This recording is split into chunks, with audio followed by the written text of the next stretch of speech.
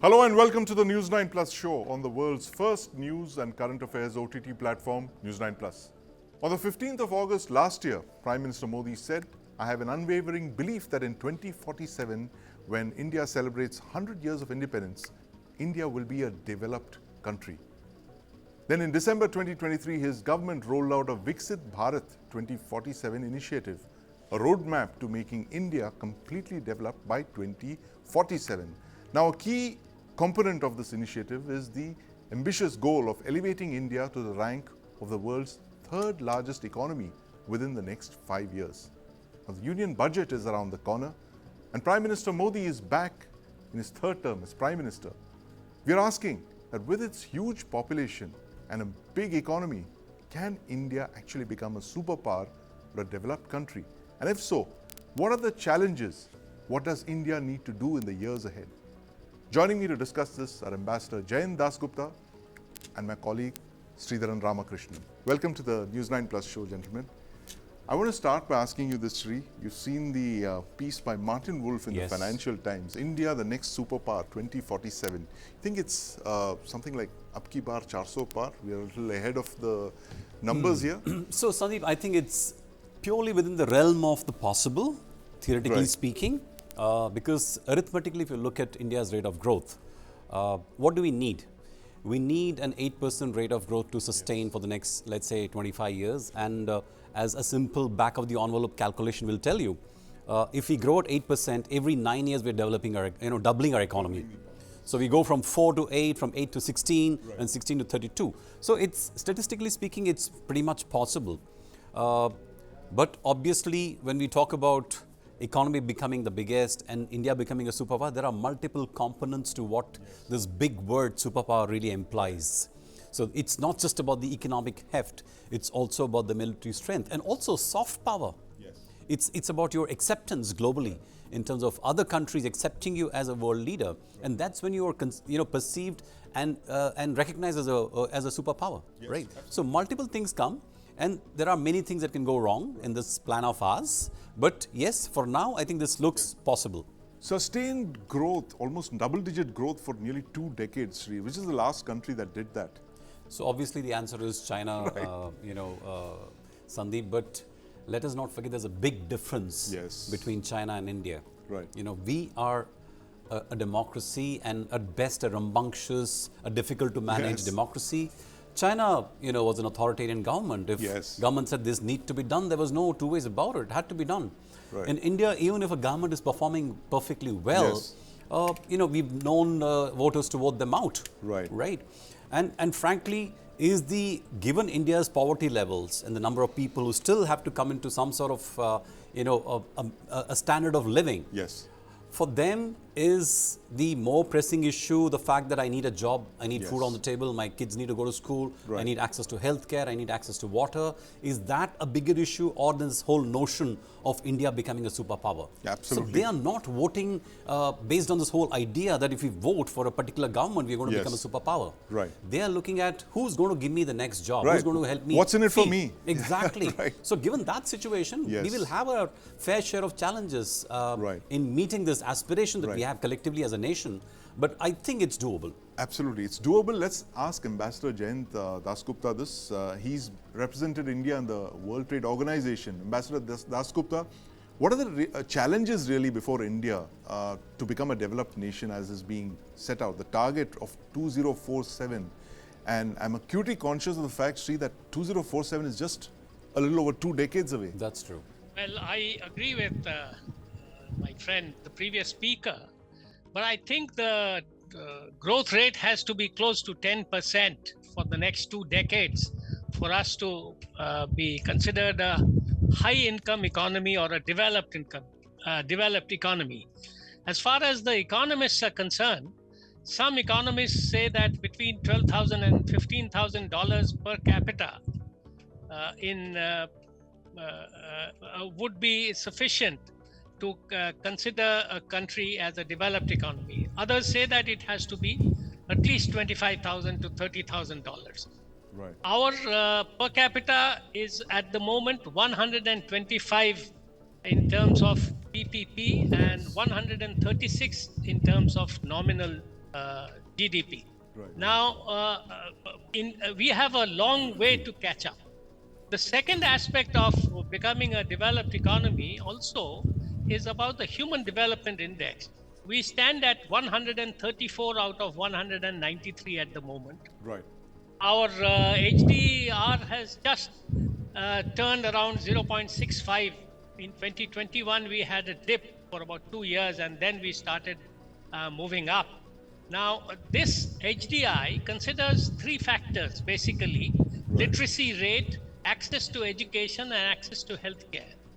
And countries which have a score, the maximum score is about 1. Norway is very close to 1.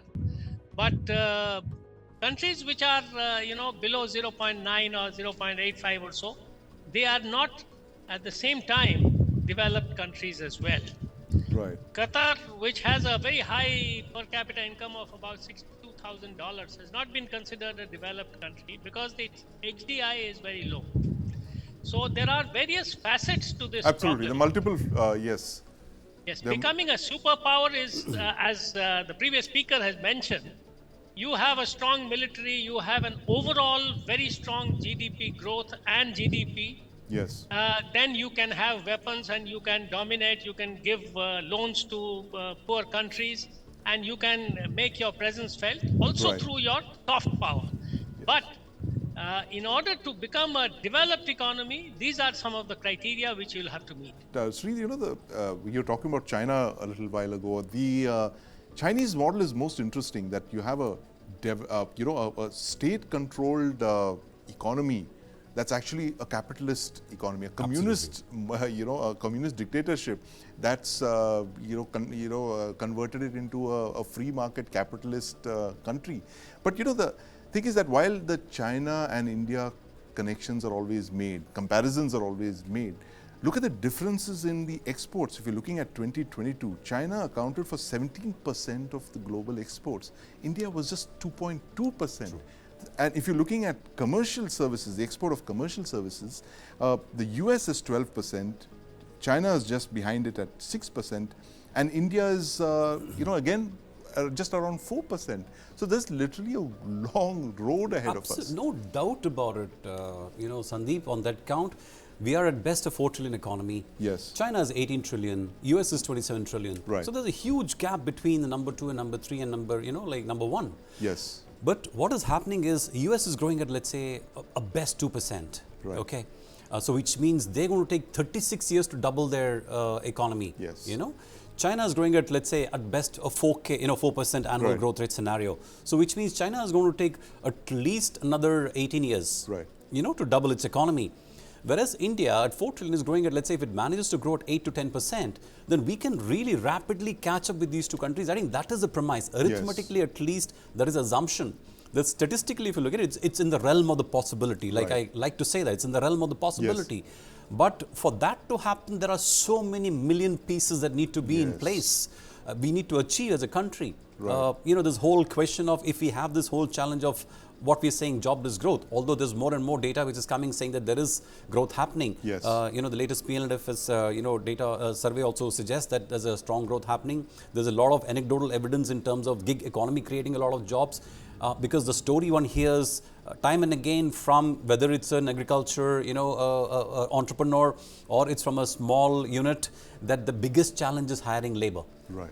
So if there is unemployment, where are these people? Is it then a skill shortage? There's a skill shortage, there's a labor shortage. So we have to identify labor. the issues and address them for us to be able to grow at 8 to 10%. Right. Consistently for a period of 20-25 years. Yes. That's when you become, let's say, a superpower, a large economic superpower. A large economic superpower. And, as you mentioned, and Ambassador Das Gupta was saying so as well, the fact that we possibly wouldn't be a power, we'd be a great power, but unlikely to be the power that the United States is, a global superpower which projects its military power across the world, or even, for that matter, even China. We are unlikely to be a Chinese superpower which is spread across Asia. We're pretty much self-contained. We're very happy with our place in life. We're very inward looking, and we've always been traditionally that way for thousands of years. So it doesn't seem to be changing. But see, coming back to 2024, what are your expectations from the union budget this time around? It's going to be very closely watched for many many reasons. Absolutely. So my big worry, Sandeep, is that we still don't see a significant uptick in private sector investment. Right. So what does it mean? It means that the government still needs to keep spending. Yes. And mercifully and fortunately for India, I think our fiscal situation is pretty comfortable right now. So the finance minister has some room to actually expand and invest in infrastructure. So I do expect the government to keep pushing the investment in infrastructure. That will be a big thrust, and that will have a beneficial effect on the overall economy. Yes. But the fact remains that we do need private sector investment to catch up, especially if we are going to grow our exports. Yes. So private sector needs to come in. And FDI also been dipping last 2 years for India. We need to see an uptick, hopefully with a stable Modi government coming back, 3.0 coming back to power. Right. I think there will be greater confidence in global investors to invest in India and increase their investment plans. But it also depends on what is happening globally. So if you have a Europe which is still grappling with the slowdown, a US which is growing fairly good, but China is slowing down. Yes. So India operates in an interconnected world. Yes. So how the global trend pans out is also inevitably affect us. Yes. So we cannot continue to grow at 8 to 10% if the rest of the world is slowing down. That's right. So that is the challenge for us, Sandeep. A big worry indeed, Sri, and I'm going to ask Ambassador Dasgupta this. Ambassador Dasgupta, expectations from the Union Budget 2024. When you're talking of developed India by 2047, what are the big changes that you would like to see in the Union Budget that would make this a possibility? Given the fact that private sector investment is down, it's for various reasons over the last couple of years, it's the government that's doing the bulk of the spending. How do you get the private sector to spend more, invest more in India? I think you have raised several questions. As far as the government spending is concerned, I would like to have a few priorities listed out. The first one is that infrastructure building must carry on in the same spirit and with the same gusto, because that will provide employment opportunities, that will provide economic growth. The second aspect is that we need to pay a lot of attention to reform our primary and middle school education system, and if possible the secondary up to the secondary level. And at the secondary level, we need to provide this apprenticeship and training and direct linkage with the industry. This is extremely important. It's just not enough to turn out millions of high school children with no skills which can be absorbed in the industry. So that is the third thing. The last point which I wanted to mention in this context is about healthcare. If you have malnutrition at such levels as exist in India, and then you also have a lot of morbidity, which means that people fall sick and cannot go to work, then the workforce itself, can't be very productive. So that is the last point. Healthcare needs to be put on priority basis, and for the poor people, for the less fortunate people, it has to be from the government sector. It has to be public sector, which has to provide this. Now, as far as the private sector is concerned, why isn't it investing in India? Why is it still sitting on the fence, sometimes investing abroad in other countries? There must be some roadblocks. There must be some perceived problems, risks. Now, we need to have a very open conversation with the industry and find out what is really pinching them. Is it the multiple clearances which are required at the state and the central levels? Is it the Inspector Raj which is still carrying on in some form or the other and harassing industry and especially new entrepreneurs? What is it? Or is it because electricity used to be a problem about 2 decades ago? It is no longer a problem. There is no shortage of electricity. Land is expensive, but then there are other ways of tackling that issue. So what is it that is ailing the industry? What are its expectations and how can they be met? Absolutely. And that conversation, the sooner it is held, the better it would. conversation with the industry, and four very valid points there, Sri, that Ambassador Dasgupta raises. One is, of course, infrastructure building, as you mentioned. The government is going full throttle on that for a decade now. Skilling and education that link employability, skilling up your graduates so that they are employable by the industry. Healthcare, number 3, that's something that's been a chink in our armor for so many years. And number 4, of course, this conversation with the industry that we must have at some point. But health and education, Sri, they've been typically our vulnerabilities. And I think the NEET leaks and all of that is just it's just given us a glimpse into the larger malaise that's affecting the education system. Health and education, what are typically the 2 things that you think the government must do on priority? Because I don't think there's any country in the history of the world that's become a developed country without investing in health and in education. No, absolutely, Sandeep. I think when it comes to education, I think the first thing we need to do is to make sure that the quality of education that we are providing at the village level and in small towns is on par with what, let's say, we are getting in the urban centers. I think that's one of the biggest challenges, because there are n number of studies which tell you that while kids are enrolled in school, their literacy level actually is very low. Many of them cannot even spell the English alphabets or the Hindi alphabets properly. Their arithmetic skill is challenged. So the quality of education has to be consistent across the country. So we need to address the issue of finding quality teachers, a quality education system which can put these children through a proper education. That's where I think China excels dramatically, right? So I think we need to do that first. Similarly, in healthcare, while we have, we are even talking of telemedicine, delivering remote, consultation to remote villages and all those things. But I think the fact that if you go to any clinic in a village, the condition of that is really up to a mark. So I think there are a lot of fundamental issues that we need to address, both on the healthcare and the education front. Once those are put in place, then I think we'll be on track to create a pool of educated and talented people where we talk about the consumer conundrum, but actually there's a employment conundrum as well. On the one hand, people are crying there are no jobs, but if you talk to industry, they say, I don't have enough qualified people to hire. So that conundrum is due to the fact that there's a skill gap. There's a skill gap indeed. And that can only be addressed when you have consistent and high quality training that happens at from the kindergarten to going all the way to the university level. And this has been the success mantra of all the Asian tigers, from Korea to Japan to China and all of that. That is your building block. That's the building block indeed. India's mission 2047 won't succeed without these 2 twin engines of health and education. You just heard 2 very learned people on this topic right now, Ambassador Dasgupta and my colleague Sridharan Ramakrishnan. Thank you for joining us this evening on this topic of India's Mission 2047. With the union budget coming up, we're going to watch it very carefully for the kind of investments that India is going to make in health and education, the twin engines that will power India to 2047. Prime Minister Modi has just completed a historic 2-day state visit to Russia. During his informal meeting with President Vladimir Putin at his official residence in Moscow, Prime Minister Modi made a direct appeal to end the Ukraine war. That's into its 3rd year now. Prime Minister Modi told him that no solution can be found on the battleground. It's a play on his earlier address to him where he said that now is not the time for war.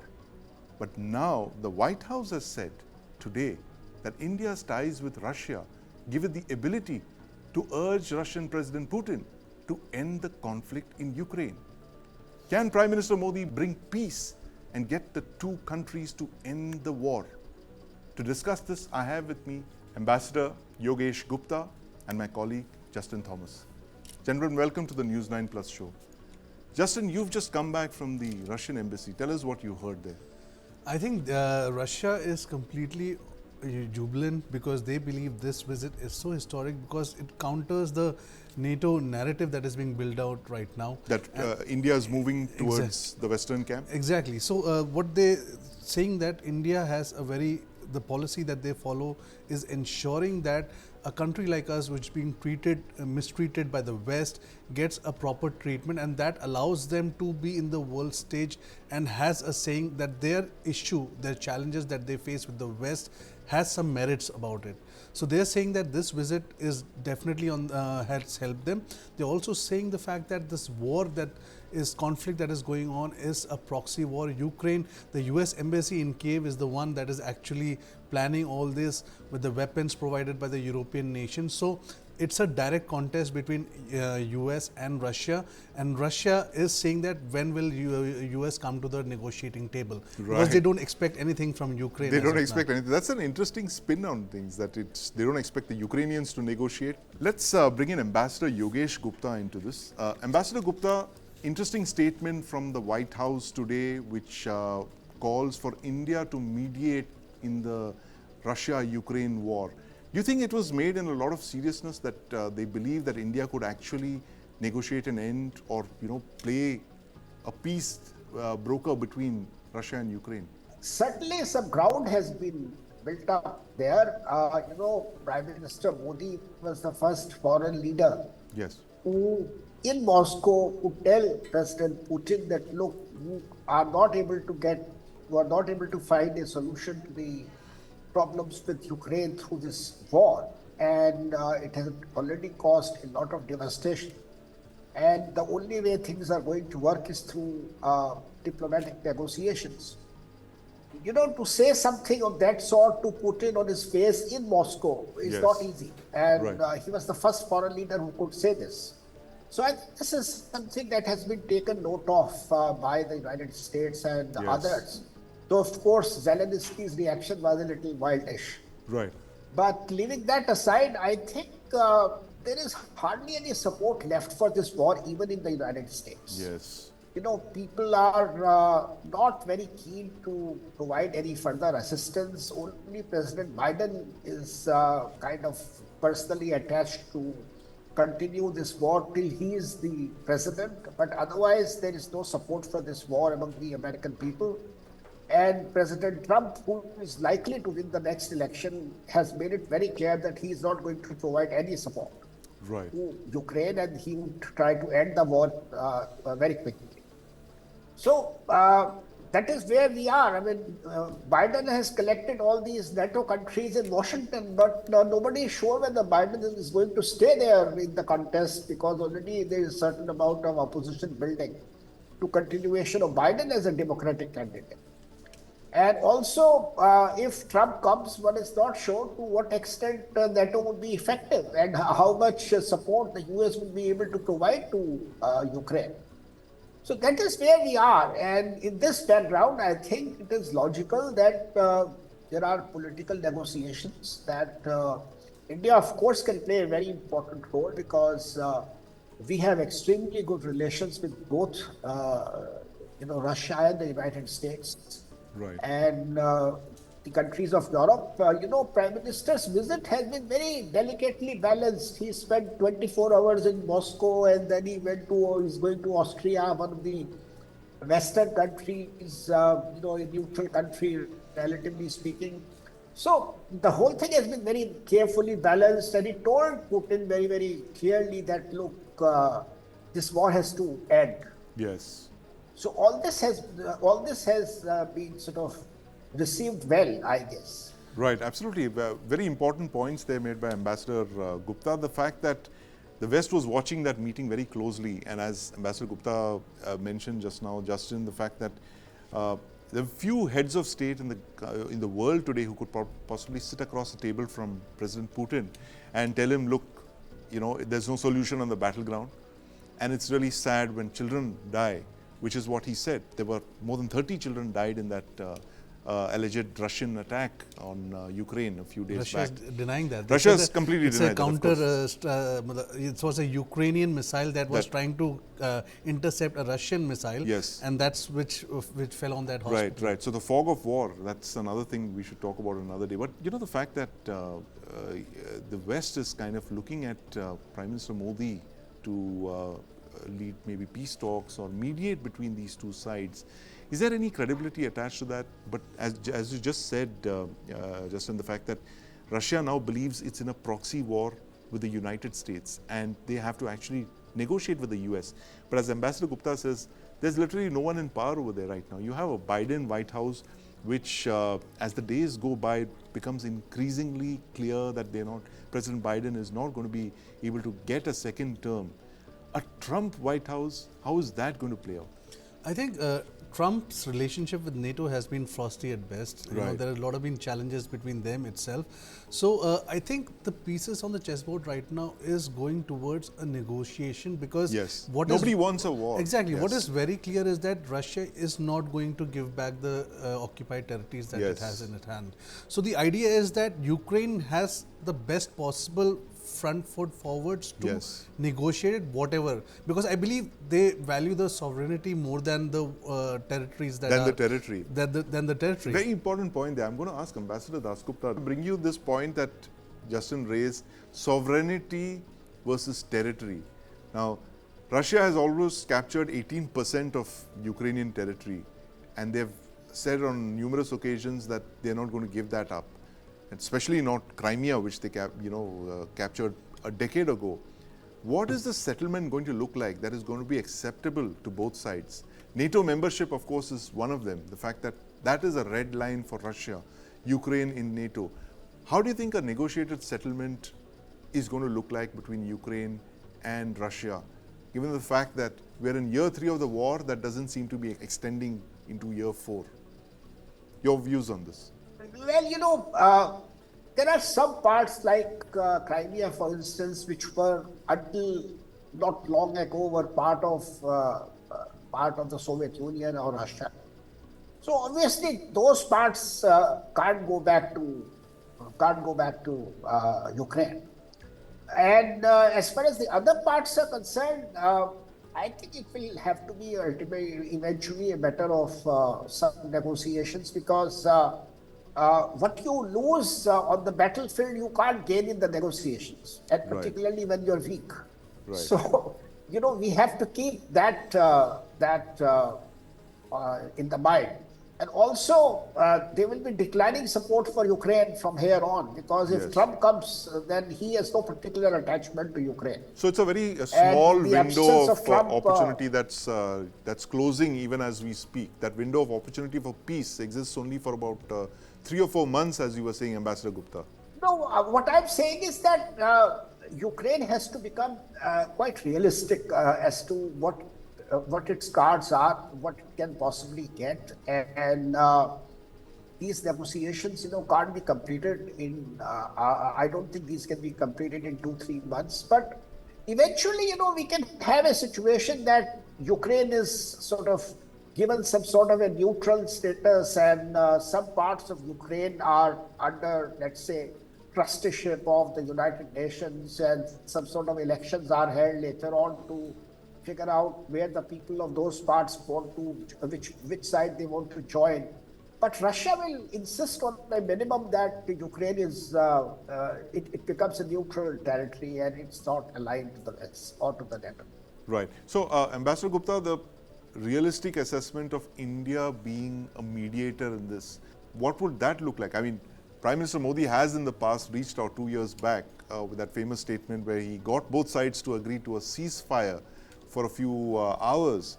Can that be extrapolated to something more permanent of the kind that you're mentioning? That, you look at something like a frozen conflict is what a lot of people are saying this could be. And here I think the United States and countries of Europe like France and Germany and UK, I mean, they have to play a very important role, because they have to become much more realistic, and they have to sort of come down to what is possible to get on the negotiating table. And first of all, we have to find a way to stop the war, to end the war, some sort of a Yes. ceasefire. And once that happens, then of course negotiations can take place. India can play a role, or there are other countries too who can play a role. So yes, the prospects are there. Why not? Yes, the prospects are there. Why not? Can India stop the war in Ukraine? First, you need a ceasefire, the negotiations have to begin, and that's a very interesting play of words from the White House today for India being a mediator in the Russia-Ukraine conflict. But that's all we have for today. Thanks very much for watching. Thanks for joining us, Ambassador Gupta and my colleague Justin Thomas.